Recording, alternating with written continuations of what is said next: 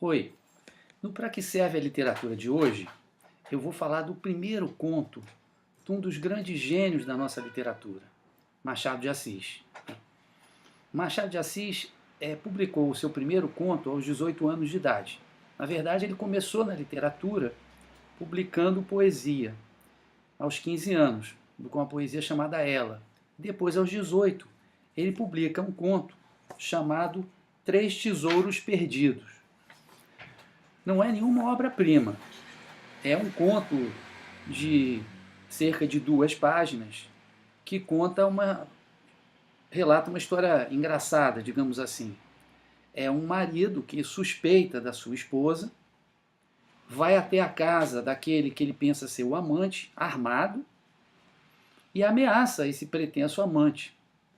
Ou ele vai embora do Rio de Janeiro, ou então ele vai ser morto pelo marido.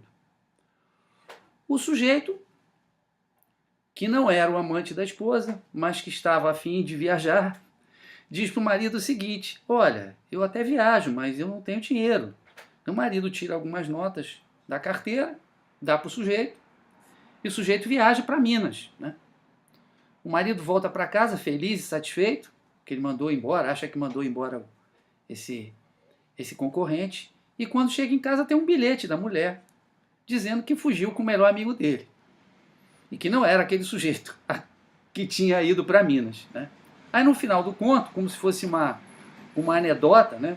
O Machado coloca o marido dizendo o seguinte: perdi 3 tesouros há um tempo, uma mulher sem igual, um amigo a toda prova e uma linda carteira cheia de encantadoras notas. Né? É uma coisa mais para rir, que foi publicado num pequeno jornal do Francisco de Paula Brito, que era um grande incentivador e agitador das coisas culturais, e foi um pouco patrono do Machado no começo, né? Deu emprego ao Machado como tipógrafo, deve ter emprestado os livros.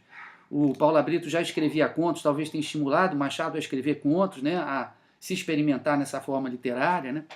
Mas para concluir, o importante desse conto, né, não é nem o conto em si, afora a curiosidade de ser o primeiro conto do Machado.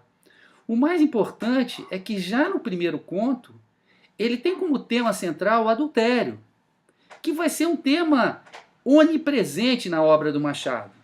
Tanto nos contos dele, né, e há vários, Capítulo dos Chapéus, Dona Paula, Confissões de uma Viúva Moça, até nos principais romances, desde os romances da primeira fase, que eram romances mais clássicos, mais quadrados, até os romances mais espetaculares da segunda fase, que é iniciada com o Memórias Póstumas de Brás Cubas, que tem um longo adultério, né, entre o Brás Cubas e a Virgília.